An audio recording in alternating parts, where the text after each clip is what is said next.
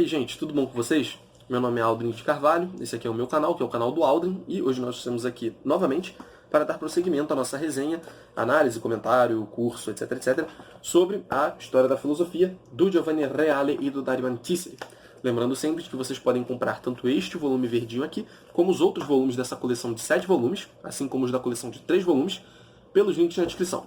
Se você compra pelos links na descrição, você ajuda o canal financeiramente, porque uma partezinha do que você pagar vai vir para mim, mas para você vai sair a mesma coisa. Então você pode comprar por esse link e me ajudar, né? Então todo mundo sai ganhando no final, é muito bom.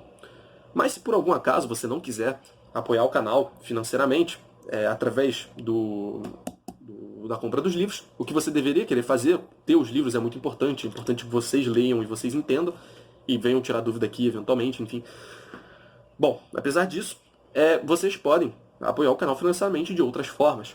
Se vocês olharem aí na descrição, terá a chave Pix, através da qual vocês podem doar a quantidade que vocês quiserem para a minha conta no banco. E também através do Super Chat, nas lives que a gente faz aqui. Tá? Quase toda sexta-feira tem live, quando não aqui no Resenha Forense. Então, bom, doem, podem doá-la também. Mas também, por fim, né, aliás, com certeza, o melhor apoio que vocês podem me dar financeiramente falando, né, é o apoio no Apoia-se. Para quem não sabe, o Apoia-se é uma plataforma de assinatura mensal. Né, você pode apoiar um projeto da sua escolha mensalmente no valor que você quiser. Né, no caso aqui do canal, a partir de R$2. E é muito bom, porque por mais que você não doe muito, né, eu vou ter certeza de que vai entrar um dinheirinho depois. Então, né, já fica aquela alegria, fica aquela expectativa.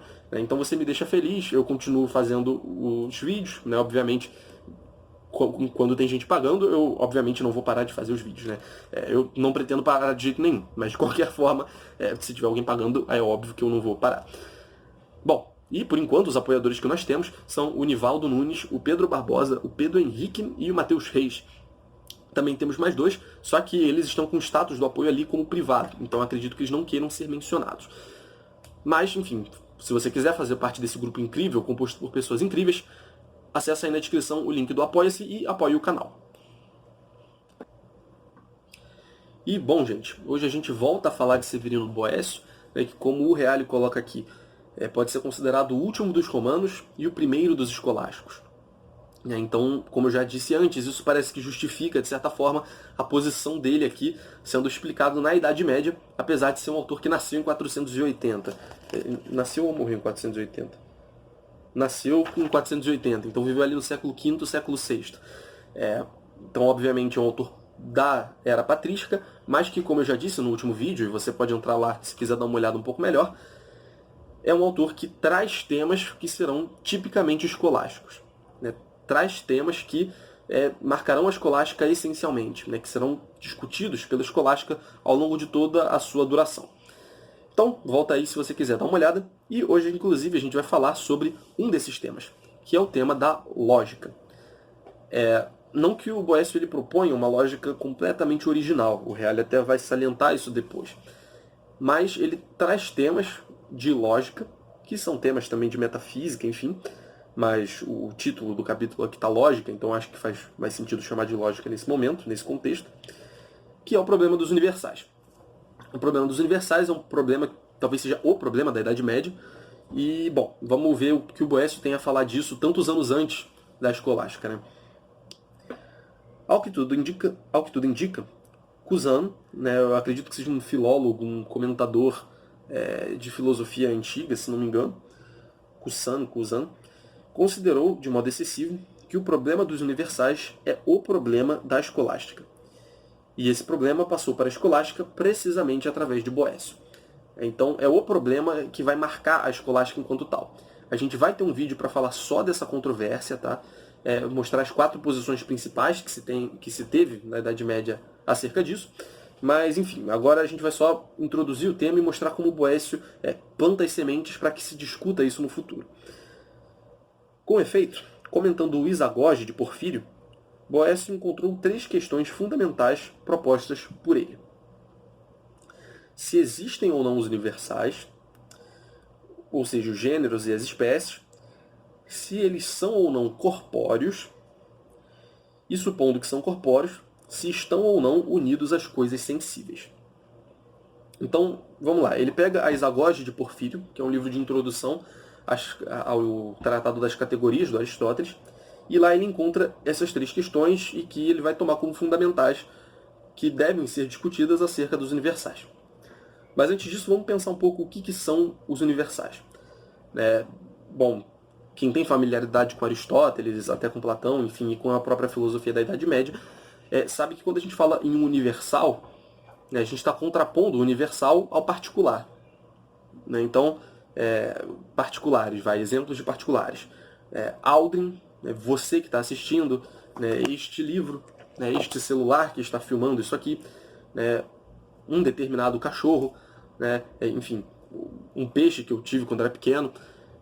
Esses são indivíduos particulares, concretos, individuais. Bom, o mundo está cheio deles. A gente os vê, nós os vemos o tempo todo.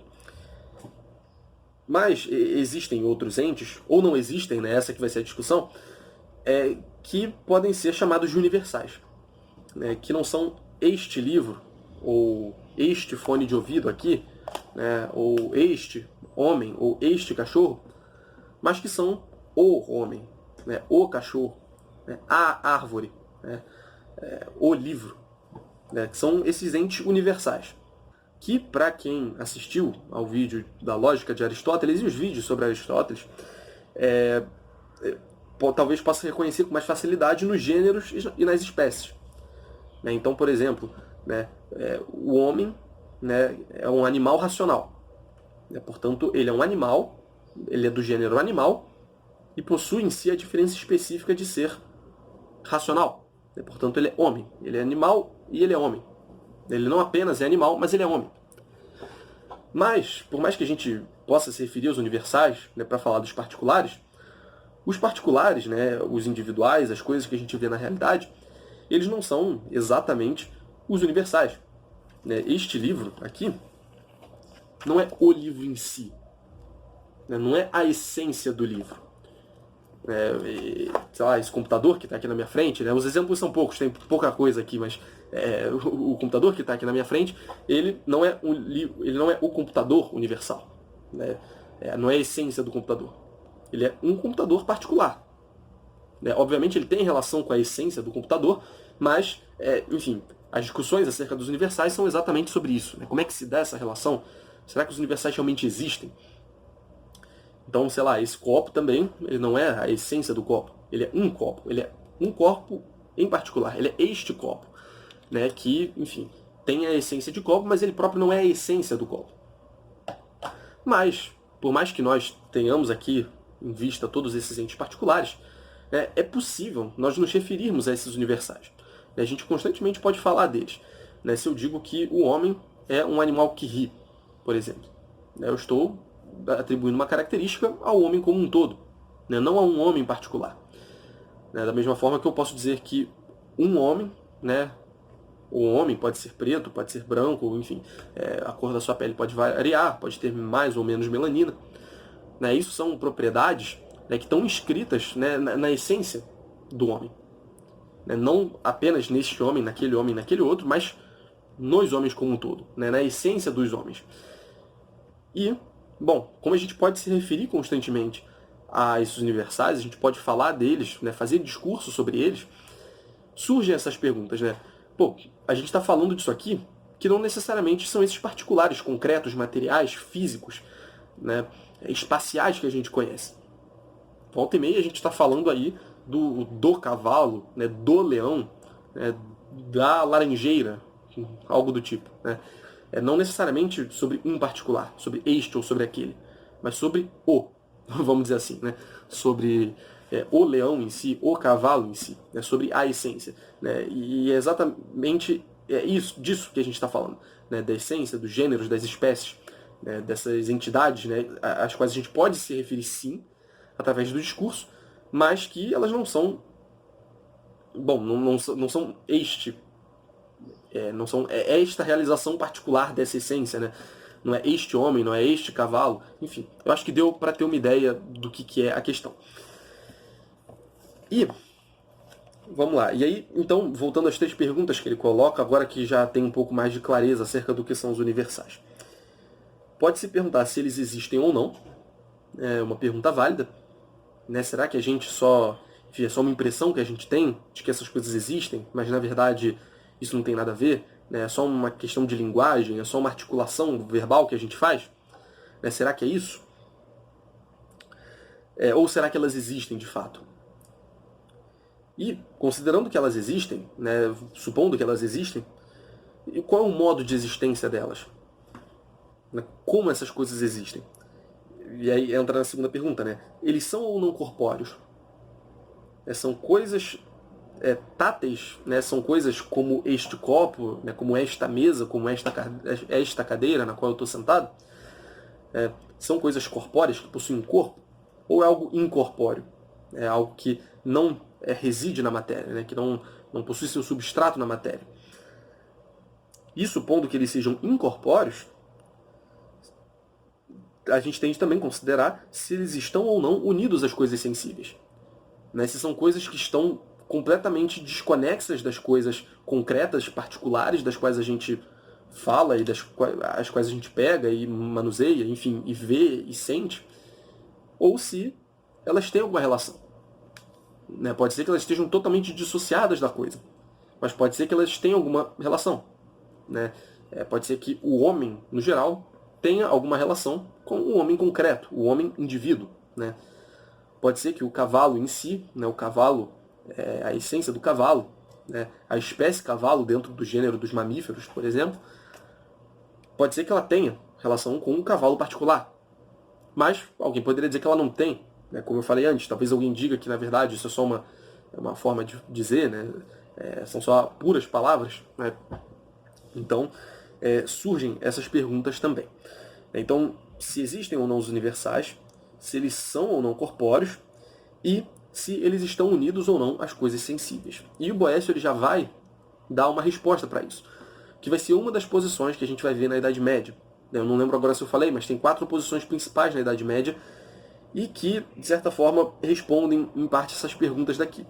Mas a gente vai falar disso no vídeo dedicado exclusivamente à questão dos universais. Ora, Porfírio se propusera essas questões, mas não havia proposto soluções para elas. Então o Porfírio, né, que parece que ergue essas questões, o Boécio ele olha de fora e fala, pô, essas 3 questões aqui são as fundamentais. Então o Porfírio, por mais que ele não tenha dado, né, resposta a essas perguntas, apesar de tê-las feito, o Boécio, nas pegadas de Alexandre de Afrodísia, né, a gente já falou de Alexandre de Afrodísia no vídeo sobre neo-aristotelismo, formulou respostas que podem ser qualificadas e resumidas na concepção que em seguida, como veremos, viria a ser chamada de realismo moderado. Então, a posição do realismo moderado, que é a posição que será assumida por Santo Tomás, por exemplo, Santo Tomás de Aquino, na Idade Média, talvez seja quem melhor encarnou, né, essa posição do realismo moderado. Essa posição ela já vai existir em germe aqui no Boécio. Na verdade, ele vai dar um realismo moderado, sim, distinto do Santo Tomás, mas obviamente muito próximo, tanto que a gente pode designar com o mesmo nome. E como que se descreve essa posição? Qual posição é essa? Ele fala aqui que o universal, o animal, o homem, a árvore, enfim, o que quer que seja, só existe enquanto universal no intelecto. E por isso os universais são incorpóreos. Então, ele vai falar que o universal, enquanto um universal, ele vai, vamos explicar isso depois, ele vai existir apenas no intelecto. E dado que o intelecto é imaterial, lembrando aqui que ele está numa tradição platônica, enfim, influências aristotélicas, platônicas, não platônicas, ele vai considerar o intelecto, a alma, como sendo imaterial, incorpórea, e como universal ele apenas existe na mente, na alma, no intelecto, naturalmente, ele também será imaterial. Então, vamos seguindo aqui. Não existe o homem universal na realidade. Só homens singulares. Então, na realidade concreta, vai haver os indivíduos das respectivas espécies. Então vai haver o homem, a árvore, o cavalo, o copo, o livro. Isso na realidade não vai existir.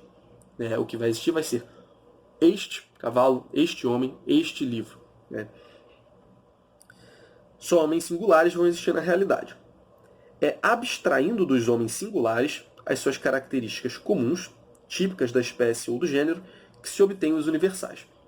Então, o universal não é algo que existe fora do nosso intelecto. É algo subsistente, é como se fosse uma coisa. A moda do Platão. Elas não têm, os universais, eles não têm uma realidade por si, como Platão dizia das ideias. As ideias são exatamente as essências.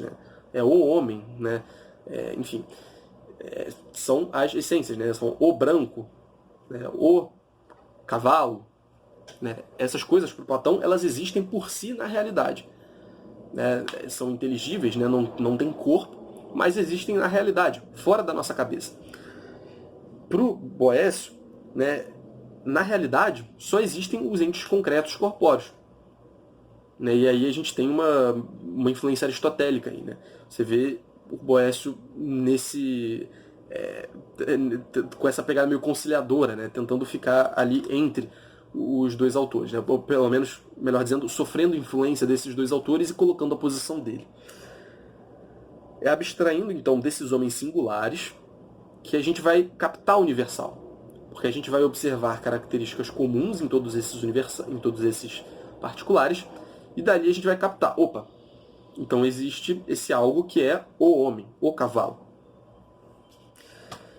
Essas características que são típicas do gênero ou da espécie das coisas. E aí o universal, enquanto algo separado, sozinho, abstraído, só vai existir na nossa cabeça, diferentemente do que o Platão falava. E aí ele fala aqui, conclui, fala algumas últimas coisas aqui sobre a lógica do Boécio. Ele fala aqui que, além de tradutor e comentador dos escritos lógicos que mencionamos, Boécio também foi autor de tratados lógicos.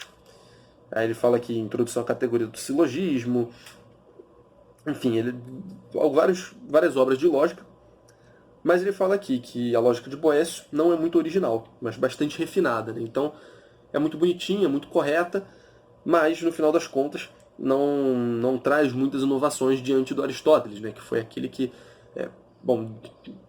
deu as bases da lógica ocidental.